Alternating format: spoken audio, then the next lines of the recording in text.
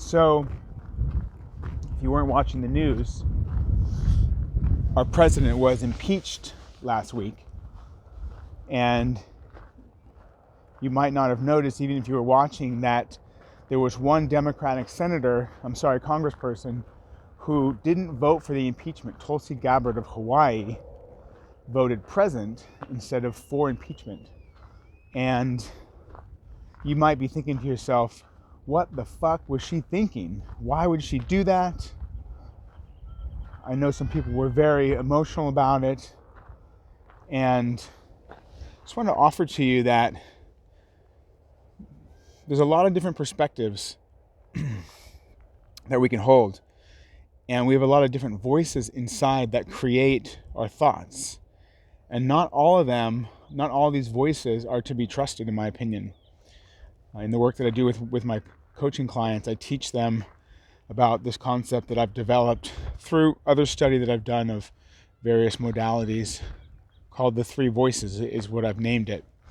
And there's three categories of voices that create our thoughts and feelings.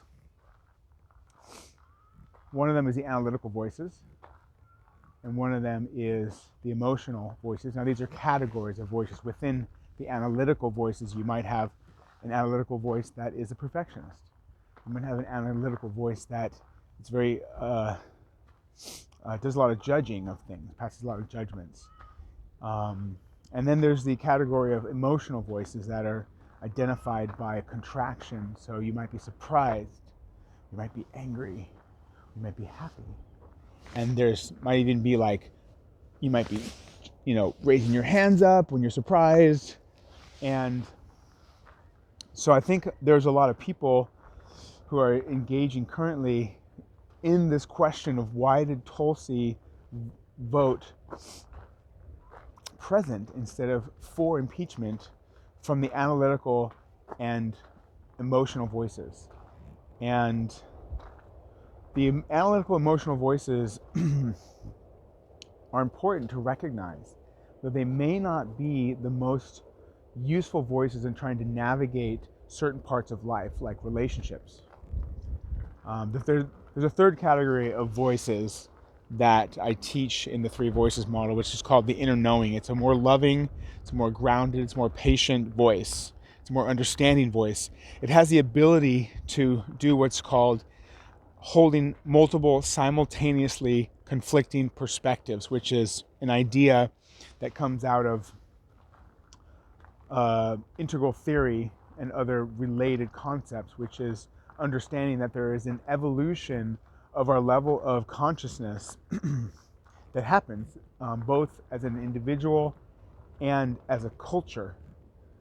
And the ability to see simultaneously conflicting perspectives and understand them and be able to navigate relationships by using that concept is one of the higher level markers of more evolved consciousness. And the reason I'm mentioning it is this is a really powerful and important skill to have in order to be a leader in the world, in order to navigate complexity, in order to get along with others. And I believe that more people holding this level of consciousness, which is often called integral consciousness, where we can simultaneously see multiple conflicting perspectives, is possibly the number one most important thing that the world needs more of in people in order to solve the world's most complex problems and to have peace on the planet and prosperity.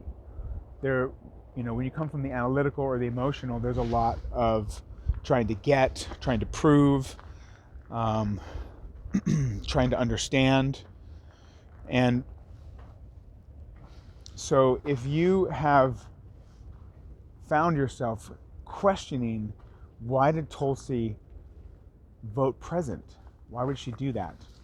Just offer you to consider that maybe that is the analytical or emotional voice, and not the inner knowing, the more compassionate, grounded voice of clear knowing. And want to offer for you to just observe that. Just like if you've heard of the witness or the observer in meditative practices, you can just observe your own thoughts while you're awake and not meditating, begin to understand, is that the analytical, or is that the emotional, or the inner knowing? And if it's not the inner knowing, then I would offer for you to question whether or not you want to listen to it. And just observe it. And if you come from the perspective that maybe not all your thoughts are to be believed or trusted, then you can start to question which one of these categories is it, and whether or not you want to let it run you. You know, if you're running around, you know, telling people, "Oh my God, can you believe what Tulsi did?" Or you're, you know, spending a lot of energy trying to figure it out, you might find that you get more value, you get more positivity by letting go of the analytical and the emotional voices and trying to find the more compassionate, understanding, inner knowing that's more accepting. And you can find it by trying to seek additional perspectives. Like, why did she do that? Well, she's running for president. Maybe it was influenced by that. Maybe she doesn't actually believe all of the facts that are being told. Maybe she believes that there's more facts. Maybe we don't have all the facts. So these are just examples of ideas that we can bring in that will help to see other perspectives and question our typical snap to judgment that we often do in situations that conflict with our typical thinking pattern that, again, if you saw my recent video about Ram Dass, that we typically have based on the person that we believe that we are or have come to understand you know, our place in the world from, rather than just dropping into the more loving voice that Ram Dass would call the soul. So I hope that was useful. If you have questions, I would love to hear from you and dive into this more deeply. Thanks so much for listening.